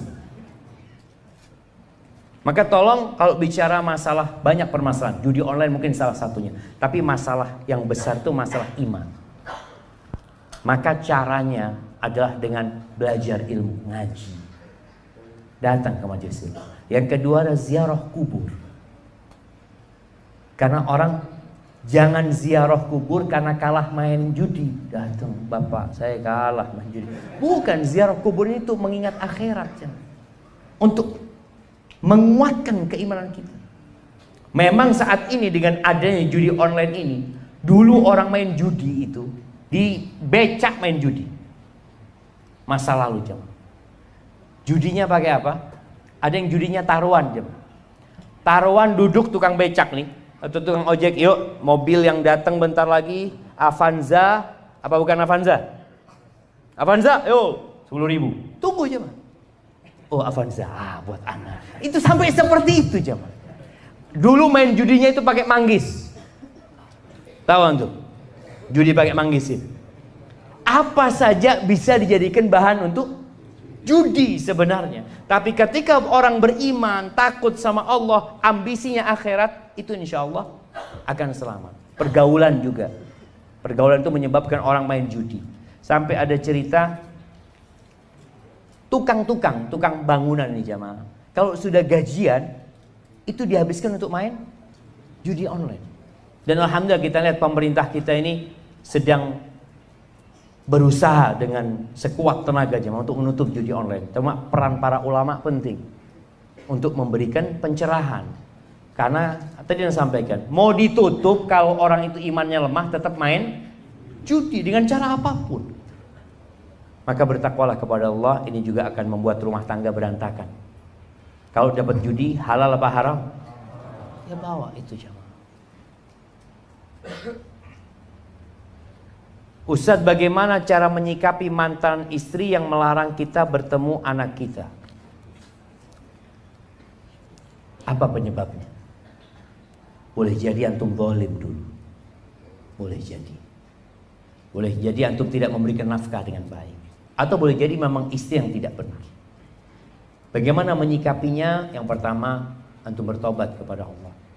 Mohon ampun sama Allah. Doa agar istri dilembutkan hatinya. Dan ingat, bagi semua suami yang menceraikan istrinya dan punya anak, kewajiban memberikan nafkah kepada anak-anaknya. Kewajiban siapa? Bapaknya. Bapaknya. Ustadz, anak transfer fulus gak diterima sama ibunya Ustadz. Antum lewat siapa? Antum kumpulin nafkah itu. Makanya tiap bulan kebutuhan anak itu 500.000. Ibunya gak mau gak terima, antum kumpulin 500.000. 500.000. Terus nanti ketika waktunya anak itu besar, nak, bapak ini nak mau kasih nafkah sama engkau dulu nak. Cuma ada yang menghalangi. Ini bapak kumpulin nafkah buat engkau. Sehingga anak tahu bapaknya peduli. Karena terkadang perceraian ini menyebabkan dosa banyak. Kenapa iblis itu paling suka sama perceraian, jemaah? Karena perceraian itu dapat memutuskan silaturahim. Perceraian itu menjadikan anak durhaka sama bapaknya. Kalau dia tinggal sama ibunya, dikasih vaksin kebencian terus. Bapakmu kayak gini, bapakmu seperti ini. Sampai anak itu gak kepingin pakai nama bapaknya di belakang namanya. Anak pernah ketemu sama orang seperti itu. Dia gak kepingin pakai nama bapaknya. Dari bencinya. Padahal sebagai seorang ibu seharusnya dia udah, perceraian itu hanya memutuskan tali pernikahan. Nggak ada ceritanya mantan bapak. Ini mantan bapak saya Pak Ustaz. Mana ada mantan bapak? Nggak ada. Maka tolong antum sabar, antum cari orang yang bisa ngasih tahu istri antum, tapi nafkah tetap antum berikan. Kalau tidak diterima, antum kumpulkan sebagai tabungan buat dia nantinya. Supaya anak itu tahu bahwa saya antum peduli sama dia. Ustaz, bagaimana jika bertemu dengan orang tua yang anaknya mau kita nikahi, meminta mahar yang besar, dan jika tidak dikabulkan kita tidak bisa menikahi anaknya? Cari yang lain antum. Perempuan yang berkah itu yang sedikit maharnya. Nah, jadi perempuan yang berkah itu aqalluhunna maunah, kata Nabi SAW, dan cari yang soleha. Kalau sudah bapaknya kayak gini, bisa jadi orang tuanya matre. Atau boleh jadi memang kebutuhan. Kebutuhan. Dia mungkin sekarang ini mahar kadang-kala dipakai buat apa jemaah? Walimah. Seharusnya yang mengadakan walimah siapa? Siapa jemaah? Laki-laki yang mengadakan walimah itu. Bukan sang istri. Maka kadang-kala uang itu digunakan untuk walimah.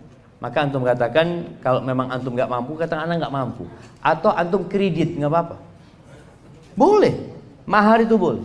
Mintanya berapa? Dia minta 500 juta Ustaz. Ya sudah, antum katakan gimana kalau dicicil 20 tahun. Nanti di tengah jalan antum ngomong sama istri, udahlah ikhlaskanlah, nggak apa-apa. Jadi kalau istri mengikhlaskan utangnya itu boleh jemaah, boleh. Tapi yang pertama jelasnya antum niat bayar gitu loh. Tapi di tengah jalan ketika antum nggak mampu, ya bismillah. Insya Allah ada istri-istri yang baik. Ustaz, bagaimana cara menasihati suami yang suka olahraga malam hari? Qadarullah, suami saya sudah mau 2 tahun ini hobi pingpong Ustaz. Pulangnya suka malam. Saya tidak suka karena sholat subuhnya jadi suka kesiangan. Hati saya suka kesel Ustaz. Nah, ya bismillah, ngomong sama suami, udahlah bang, kalau memang suka main pingpong, beli meja pingpong, main sama anak di rumah sih. Jadi ada orang-orang ini juga para istri harus tahu, selama yang dilakukan suami nggak haram, tapi ternyata dapat mengantarkan kepada yang haram, itu bermasalah. Karena ada istri yang gara-gara hobi suaminya yang sebenarnya ya nggak sampai haram menyebabkan mereka berpisah. Sabarlah dulu. Kayak sekarang suka main pingpong ini, ngomong sama suami, nggak apa-apa bang main pingpong bang, tapi jangan terlalu malam umpamanya, seperti itu. Atau paling tidak tadi istrinya beli meja pingpong, main di rumah. Istri ini harus watawasau bil haq, watawasau bis sabr. Ada yang kesenangannya cuma dunia. Mudah-mudahan dengan seperti itu suami jadi baik nanti. Bagaimana caranya memaafkan kekhilafan suami dengan ikhlas? Suka ingat terus. Kan wanita pengingat yang kuat ya Ustaz. Iya, wanita itu pengingat yang kuat dengan kesalahan.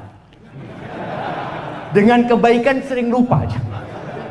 Betul jemaah. Itu kata Nabi SAW. Apa kata Nabi SAW? Lau ahsanta ila ihdahunad dar. Ini penjelasan buat para suami supaya tahu bagaimana menyikapi istri. Kalau engkau berbuat baik sepanjang tahun kepada istrimu, setahun berbuat baik, lalu engkau melakukan sebuah kesalahan, apa kata istri? Ma ra'aitu minka khairan qad. Nggak pernah engkau nyenangkan aku bang. Aku nggak bahagia hidup bersamamu. Itu seperti itu. Maka caranya bagaimana seorang istri agar lupa? Tolong melihat kepada kebaikan suami. Dan tumbuhkan di diri kita. Itu ada orang yang bunuh 100 orang aja dimaafkan sama Allah SWT. Apalagi Suami yang ya mungkin dia melakukan kesalahan. Semua berbuat salah jemaah. Tapi ketika dia minta maaf, berusaha memperbaiki diri, sudah serahkan sama Allah Subhanahu wa taala. Maka dengan cara melihat kepada kelebihannya. Ana izin bertanya Ustaz, sebagai pemuda, apakah boleh menargetkan seorang untuk dinikahi ketika sudah siap? Bagaimana kiat menahan nafsu? Boleh menargetkan seorang untuk dinikahi. Maksudnya ana mau nikah sama fulana gitu ya. Iya. Boleh, nggak apa-apa. Tapi ketahuilah belum tentu fulana itu baik buat antum. Dimana kita perlu istikharah, musyawarah. Kemudian bagaimana kiat menahan nafsu? Ya nikah. Jadi kiat menahan nafsu ini kata Nabi SAW, yang sudah mampu hendaklah menikah. Karena itu akan membantu menjaga pandangan dan menjaga kemaluan. Yang nggak mampu, puasa. Ustaz, anak ini nikah nggak bisa, puasa nggak kuat. Apa yang harus dilakukan kira-kira jemaah? Hindarin tempat-tempat fitnah. Soalnya ada orang yang nggak mampu tapi dia hidup di tempat fitnah. Pinggir jalan, kalau ada Car Free Day, lari juga dia, Masya Allah. Banyak fitnah di sana. Anak jaga pandangan mata Ustaz. Gimana mau jaga pandangan mata di sana? Maka tolong jauhi tempat-tempat fitnah. Apakah mengatakan kata-kata cerai di saat kondisi marah atau bertengkar, hal tersebut sah secara syariat? Kembali kata-kata cerai ini tadi kita perlu belajar ya. Kata-kata cerai ini ada dua. Ada yang kata-katanya maknanya cuma satu, berpisah. Ada yang multi makna, multi tafsir. Seperti seorang suami mengatakan kepada istrinya, engkau pulang sana ke rumah orang tuamu. Aku nggak suka sama engkau. Apakah jatuh cerai? Ini butuh niat. Kalau dia niat menceraikan baru jatuh cerai. Tapi kalau dia mengatakan kepada istrinya, aku ceraikan engkau, nggak butuh niat, jatuh cerai. Bagaimana kalau kondisinya marah? Marah ini ada tiga. Marah yang sampai puncaknya kalap sehingga orang itu tidak sadar dengan apa yang dia ucapkan. Itu nggak jatuh. Dan marah yang masih di permulaan. Marah yang di pertengahan ini yang diperselisihkan oleh para ulama. Jatuh cerai apa enggak? Cuma wallahu alam, ana melihat pendapat yang mengatakan marah selama dia sadar dengan apa yang dia ucapkan, cerainya jatuh. Kalau itu kata-kata yang memang tidak ada penafsiran kecuali cerai, maka cerai. Kalau mengatakan nanti aku ceraikan engkau, jatuh enggak cerai? Enggak, masih nanti soalnya. Dia belum menceraikan. Dia nanti gitu. Aku akan cerai. Belum. Karena masih akan jemaah. Makanya tadi perlu belajar. Dan nasihat ana ketika antum menikah, tolong kata cerai ini dihapus dari kamus antum. Di-delete. Yang nggak bisa di recovery lagi. Karena apa? Kadang-kala kita marah yang keluar itu. Jangan sampai. Kesian sama anak-anak kita. Kalau memang mau bercerai, ya bercerai dengan cara yang baik. Tapi ini pertanyaan terakhir jemaah. Assalamualaikum Ustaz. Waalaikumsalam warahmatullahi wabarakatuh. Anak ikhwan mau menikah tetapi keluarga anak, terutama orang tua, masih menganggap anak masih kecil. Bagaimana solusinya buat meyakinkan kedua orang tua, anak dan keluarga anak, Ustaz? Ya anak ini nggak tahu, antum memang masih kecil. Jadi sebenarnya jamaah, menikah dalam agama kita itu ada dua fase kehidupan. Fase sebelum baligh dan fase sesudah baligh. Anak sesudah baligh itu dewasa. Dihisap dia di hari kiamat. Dicatat semuanya. Walaupun di dunia kita lihat ada mungkin undang-undang untuk anak di bawah umur. Tapi dalam pandangan Allah Azza wa Jalla, ketika anak sudah baligh, dia tidak sholat, dihitung nggak? Dihitung. Oh kan masih kecil. Nggak ada. Kalau sudah baligh, itu mulai dicatat semua kesalahan dia gitu. Nah kalau bicara antum, ya kita lihat antum ini memang sudah punya kemampuan apa belum? Kemampuan secara finansial. Punya enggak harta? Jangan antum saya mau menikah Ustaz, tapi pakai harta orang tua. Ya enggak mau orang tua antum. Kadang-kala orang tua itu benar-benar sayang sama anaknya. Dia takut kalau anaknya menikah, orang tua nggak dapat kebaktian anaknya. Makanya dia kadang-kala mengulur-ngulur, jangan dulu lah seperti itu. Maka antum sampaikan kepada ibumu, ibu, bapak, aku kalau menikah tetap orang nomor satu itu ibu sama bapak, bukan istriku. Sampaikan, aku akan tetap berbakti sama ibu dan bapak. Kadang-kala karena khawatir seperti itu. Kalau memang antum sudah punya kemampuan menikah, ngomong sama orang tua. Anak sudah nggak kuat, ayah. Wallahi nggak kuat. Anak kalau malam itu bingung gitu. Lihat di sebelah kanan anak cuma ada bantal apa, pikiran. Nggak apa-apa, sampaikan kepada orang tua. Kalau memang antum sudah mampu. Karena terus terang jemaah, pendidikan di masa sekarang ini mulai di barat sebenarnya. Ada memanjangkan masa kekanak-kanakan. Dulu orang tua kita itu SD sudah bisa menghasilkan uang. Sekarang sampai lulus kuliah masih merepotkan orang tua. Udah lulus ini. Kurang apa tuh? 6 tahun sekolah dibayarin orang tua, 3 tahun SMP, 3 tahun SMA, 4 tahun kuliah, selesai kuliah masih merepotkan orang tuanya. Ada permasalahan di sini. Dulu lulus SD sudah bisa bekerja, bisa menghasilkan uang. Subhanallah, Nabi SAW mengatakan, la yahtatiba ahadukum. Sebagian kalian itu, satu orang berangkat ke gunung, Masya Allah. Anak tadi turun dari Garut menuju ke sini. Cianjur kok Garut, Cianjur turun ke sini. Anak lihat anak-anak itu bawa kayu bakar jamaah. Anak jadi ingat sama hadis Nabi SAW. Tuh anak-anak sudah diajarin kerja, tetap sekolah gitu loh, tetap belajar dia, tapi sudah diajarin kerja, nggak apa-apa jamaah. Anak itu bekerja, itu lebih baik daripada minta-minta. Makanya kita punya masalah pengangguran di Indonesia ini sangat tinggi sekali. Apa penyebabnya? Sampai kalau anak lihat subhanallah, bagaimana Presiden Jokowi ketika menyebutkan bukan ijazah yang penting itu keahlian, skill, antum punya sesuatu gitu loh. Kalau antum cuma lulus S1 kemudian ijazahnya mau dibawa kemana ini? Daftar kemana ini kerja? Antum nggak punya keahlian apa-apa, itu jadi masalah. Maka tolong kita harus belajar, kita yang jadi orang tua, bagaimana anak kita dididik dia bisa bekerja, dia bisa mandiri, sehingga tatkala dia keluar dia mandiri, nggak nyusu terus sama orang tuanya. Ini mungkin yang berkaitan dengan ini. Jadi antum ngomong sama orang tuanya. Sekali lagi kalau nggak bisa ngomong, tulis surat sama orang tuanya. Tulis surat. Apakah anak salah berdoa meminta calon istri yang solehah Ustaz, tetapi saya belum sempurna agamanya? Ya antum sempurnakan dengan istri yang solehah. Minta yang solehah.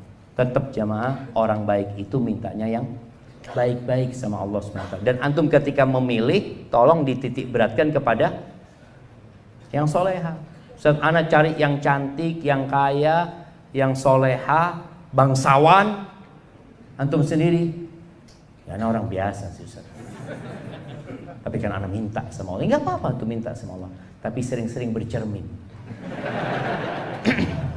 Hada wallahu a'lam bishawab. Itu yang dapat anda sampaikan, kurang lebihnya mohon maaf. Yang benar dari Allah Azza wa Jalla, yang salah dari diri anda pribadi. Allah dan Rasulnya terbebaskan dari kesalahan itu. Sekali lagi saya ucapkan terima kasih kepada semuanya, dan semoga Allah memberikan pahala kepada semua yang turut berandil dalam terlaksana kajian ini. Sallallahu ala nabiyina Muhammad wa ala alihi wasallam. Assalamualaikum warahmatullahi wabarakatuh.